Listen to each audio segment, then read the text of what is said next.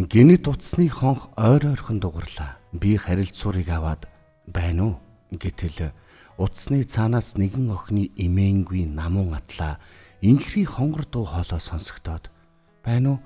Та ээж мөн үү хэмээн асуулаа. Чи хинтээ ярих гэв гэж би ч мөн аль болох үз ялдам зөөлөн асуухыг хичээсэн нь утасны цаадах тэр охины дуу хоолойны нөлөөнд автсан уу? Аль эсвэл түүнийг айлгчихгүй гэж бодсон уу? Аль нь болохыг бүү мэд. Би ээжтэйгээ ярих гэсэн юм а. Та миний ээж мөн үү? Хэмээх түүний дунд горилго дүүрэн атлаа гансрал цөхрөл илт мэдрэгдэх ажээ.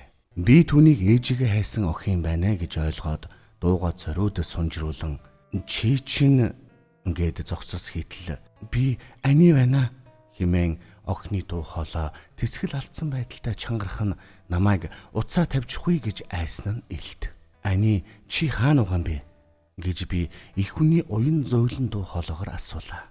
Утасны цаа талд мөнөөх охин ойр дуу тавин цөрхрөн уйлахыг сонсоод би ч мөн чанга дуугаар "Үрмэн чи хаана угаагаа ээжтэй хурдан хэлээдэх."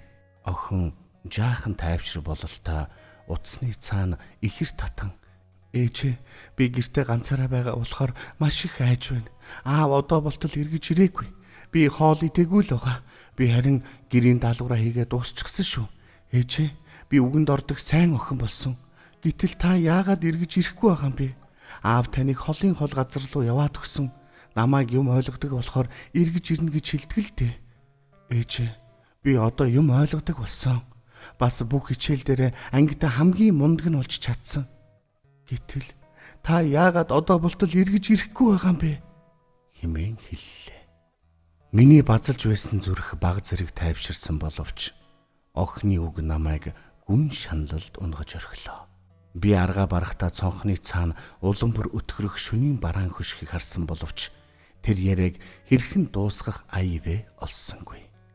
Гагцхүү чадах нь их хүний үр зөөлөн сэтгэлээр утасны харилцуурт хандаж "Хонгор Үрмэн, хэрвээ чи айгаад ээжигээ санаад байвал над руу ярьж байгаараа л та. Ээж нь чамайг хизээч мартаагүй гэдэгт итгээрэй" гэж хэлв. Охин ч маш их баярлаж байгаа бол та утасны жигсаалтын дэвтэр ашиглан миний нэр болон утасны дугаарыг олж чадсанаа багтан ярина. Тэр их л маадгар янзтай. "Ээж, таныг олоход тун амаргүй байлаа шүү. Нэг удаа нэгэн хөгшин эмээгийн дуу сонсогдохоор би шууд харилцуурыг тавьчихсан. Бас дахин залгатал нэгэн ах авахаар нь би ээжтэйгээ ярих гэсэн гэтэл өөдөөс юугаа донгосоод байгаа юм бэ гэж зандрахаар нь айсандаа хариугүй ойлгох шахсан шүү. Гэвч би шантралгүй 9 удаа залгаж байж танийгаа сайн нэг юм оллоо. Би үнэхээр их баяртай байна." Би үнэхээр сонсоод байж твцсэнгүй. Энэ чухам ямар учиртай хүүхэд юм бол тоо.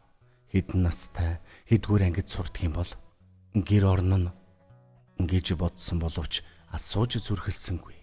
Нэгэн л хүний ээж юм бол охиныхын тухай тэр болгоныг мэдэхгүй байж яахан болох вүлээ. Хөөхөн охин айгүй бол сэжиглэн шүү дээ.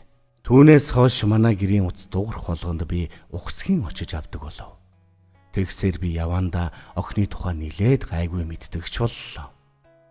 Тэр Учаан хотын нэгэн баг сургуулийн 2 дугаар ангид сурдаг. Манай охинтой яг чадсуу ажээ. Өдөр болгон автобусаар 1 цаг яваад сургууль дээр очдог. Өдөр 1 юанд таарсан хоол иддэг гин. Аав нь өдөр болгон оройтож ирдэг боловч тэр ангидаа сурлагаар хамгийн тэргүүний сурагч болж чадчихэ. Тэр ч байтугай тооны хичээл дээр анги сургуулаа төлөөлөөд олимпиадад хүртэл орсон ажээ. Түүний нэрийг Хуан Ян гэдэг боловч хүмүүс түүнийг багийнхан нэрээр Ани гэж дууддаг юм байна. Ани дуунд их авьяастай болохоор надад дөнгөж шин сурсан дуунуудаа харилцуурын цаанаас дуулж өгдөг боллоо. 8 сард сургууль амарсны дараа би нөхөр охин хоёртойгоо цуг Бээжин лөө 1 сарын хугацаатаагаар аяллаар явлаа. Аяллаас эргэж ирдэг тэр өдрийн орой утас дуурахаар навтал Ани ачээ. Тэр энэ хугацаанд орой болгон над руу залгаж байсан боловч авахгүй байсан гэдгийг маш гомдолтойгоор өгүүлв. "Ээжээ, та хайж чихдэг юм бэ? Манай сургууль амарчгаад ангийнхны маань зарим нь зуслан явж өөр бусд нь ээжтэйгээ цуг аяллаар явцгаасан. Харин би л гав ганцаараа гэртээ үлдчихэд ярих ч хүн байхгүй болохоор маш их ганцаардж байна. Ээжээ, намайг дагуулад энэ тэрүүгээр явж болохгүй мүү? Манай ангийн сурагчид хөх мөрний шинэ гүрийг үтсэн. Үнэхээр гоё гисгэж байдаг шүү. Гэтэл намайг дагуулад явах хүн ерөөсөө байхгүй юм хэмээн Ани өгүүлв. Миний зүрх пилбэгнэн зохилох боловч дуугүй төвчгээс өөр яалтай билээ дээ. Тэр хөөрхийн амьтанд охинтойгоо зүг Бээжинд аялаад ирлээ гэж хэлэлтэй биш. Арга ядахта ээж нь энэ зүүн томилолтоор яваад маш их завгүй байлаа. Дараа завтаа болохоор чамааг дагуулад очие гэсэн газар болгоноор чинь дагуулж явнаа гэж худлаа заллаа. Улирал дундын шалгалт дуусаад удаагүй байтал Ани над руу бас л залгаж өөрийн сурлагын амжилтаа дуулгалаа. Тэр хэл бичгийн хичээл дээрээ 99 оноо авч ангидаа тэргүүн байр эзэлсэн гинэ. Хоёрдугаар байрыг 98 оноотой Е Лили гэдэг охин эзэлжээ. Ээж нь түүний энэ амжилтыг том шоколадаар мэлаасан юм байх. Харин түүний хажууд суудаг Жанхуа гэдэг жаалхүү 72 оноо авчхаад аавда өгзгөө улайтал алгадуулжээ. Аав нь чамааг юугаар шагнав да гэж би түүнээс асуулаа. Утасны цаа талд дуугу хэсэг хугацаа өнгөрсөн хойно тэр сая ам нээж аав намайг ерөөсөө тоодгүй л дээ. Хэдэн ч удаа багш аав ээжээрээ гэрийн даалгаврын дэвтэр дээр гарын үсгийг зуруулаарай гэсэн боловч аав дандаа оройтож ирдэг болохоор би түүний гарын үсгийг дуурайлгаа зурчихсан юм. Гэтэл багш тэрнийг мэдчихэд намайг хүн хуурдаг муу хөхд байна гэж зэмлсэн. Би үүнээс хойш дахин тийм муухай хэрэг хийхгүй. Ээжээ, та хизээ над дээр эргэж ирэх юм бэ? Таныг эргээд ирвэл би гарын үсэг зурулж авах хүнтэй боллоо гэсэн үг гэж хэлв. Миний нулимс ухаан жолоогүй доош бөмбөрсөөр. Ани, хонгор үр минь, ээжигээ эргэж иртээ сайн л сурч байдаг юм шүү. Ээж нь чам дээрээ очиод зөндөө их шоколадаар шагнаж дэвтэр дээр нь гарын үсэг зурж өгөн заа юу. Харин сурлагч нь тааруу байвал өгзгөн дээр чинь халагдана гэж мэдээрээ хэмээн хэллээ. Удасны цаа талд баярлаж хөөрөх дуу гараад Ани их л инхри хонгор айлаараа ээжээ бай бай гэлээ. 2-7 хоног өнгөрсний дараа Ани бас л над руу залгаад баяр хөөрөө нууж ядсан байдалтай ээжээ тооны хичээлийн тестийн шалгалтын хуудас тараагдан ирсэн. Би дөнгөж 72 оноотой шалгуулсан байна лээ. Нэрээ шүү ээжээ. Та одоо хурдан эргэж ирээд миний өгзгөн дээр алгадаарай заа юу гэдэг байгаа. Би ээжээрээ өгзгөн дээрээ алгадуулахаар яарч байгаа Ани цаад санааг сайтар ойлгож байлаа. Түүний энхүү хөөр баяр нь харин ч намайг бүр өөмөлж орхив. Хичнээн гинэн хонгор хүүхдийн сэтгэл гэж ийм байдаг байна да. Өөрийн бүгээх мөрөөдлийн төлөө бүр байтлаа ийм ойлмаар дуулмаар баатарлаг үйлийг хийдэг байна шүү. Мэдээч их хэрэг би түүний хариуд нь Аниг нилээд ширүүн зэмлэлээ. Яахаар ээжийнхээ сэтгэлийг ойлгохгүй тааруухан дүн авч байгаа юм бэ гэж айшлахын хажуугаар ойртоо бас л томилолттой байгаа болохоор түүн дээр очиж уулзах зав чөлөө ерөөсөө гарахгүй байна гэж худлаа хэлхээч мартсангүй.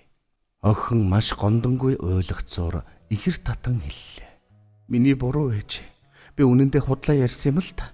Уг нь 70 оноотой шалгуулъя гэж маш их бодсон боловч бас л 97 оноо авсан байна лээ. Би ганцхан ээжтэйгээ уулзахын төлөө л ингэж худал хэлсэн юм шүү. Би үүнээс хойш дахин ээжийнхээ санааг яасан ч зовоож байхгүй гэж хэллээ. Би түүнийг 5 өдрийн турш орой болгон Анигийн утсыг хүлээсэн боловч тагчиг болчихов. Харин 6 дахь өдрийн орой шүн дундын 2 цагийн орчимд утасны хонх дуурахад очиж автал нэгэн эрэгтэй хүний эвгүүцсэн атлаа эргэлзэж тэнэгэлцэн дуу сонсогдоод уучлаарай. Нэг юм асууя. Би Ани аав байна. Манай охин өвдчөхөд халуундаа дэмирээд болдоггүй. Түүнээс болсон юм уу бүү мэд. Ээжтэйгээ яригээд өөрийн чинь утасны дугаарыг хэлээд байх юм. Энэ орой залгасанд уучлаарай. Бид ямар танил дотн улс байгаа биш. Гэхдээ манай Ани яахаараа өөрийн чинь утасны дугаарыг ийм сайн мэдээд байгаа учрыг би ойлгохгүй байна л да. Хэд хоногийн дараа 11-р сарын 13-ны өдөр Анийн төрсөн өдөр нь болох юм. Тэр төрсөн өдрөөр ээжтэйгээ уулзмаар байна гэд болдоггүй гэлээ. Миний зүрх огцсон базлагад би харилцуур руу хандан Ани маань тэгээд зүгээр үү? Та нар юу н ямар учиртай болсон юм бэ?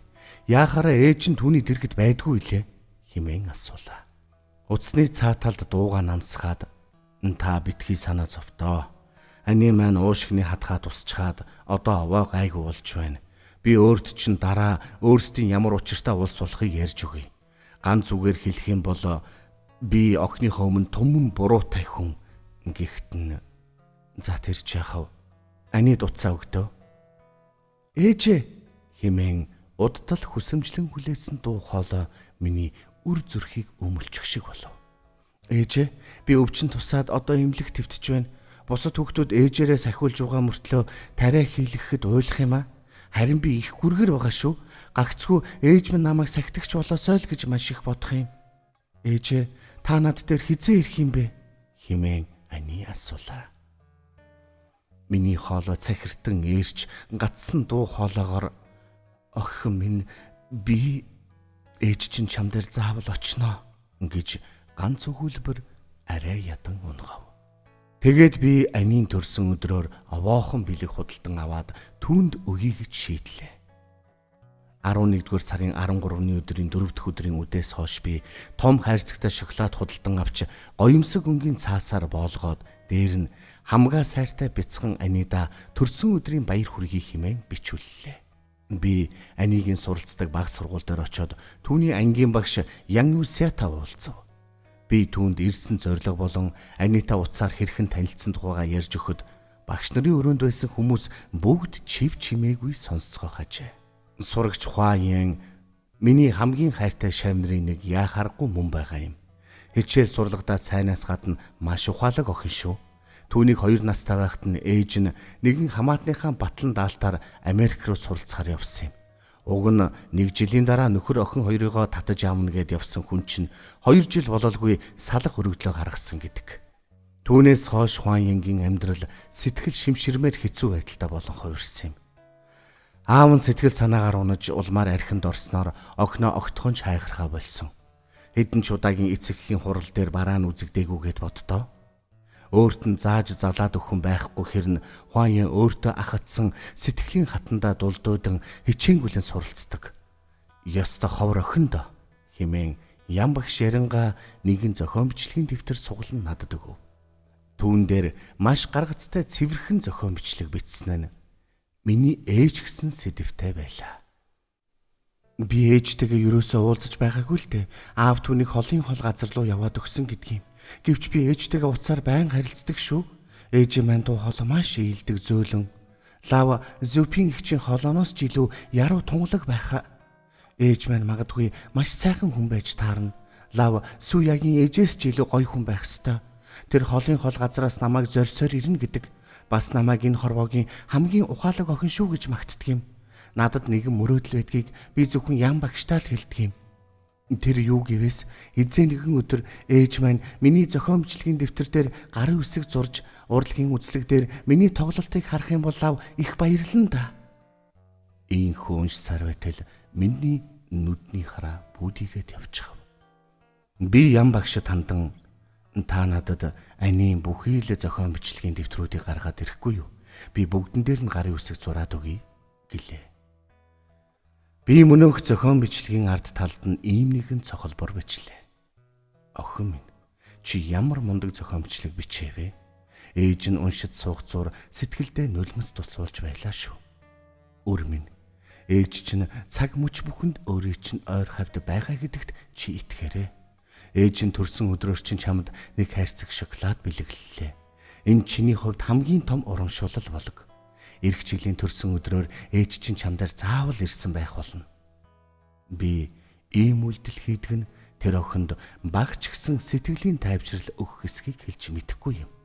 Гэвч би хожмын өдөр хоногудад их хүний ингүү их хайрыг балчир охины сэтгэлд ямхаар шингээхийг хичээх болно гэдгээ өөртөө тангаргалсан.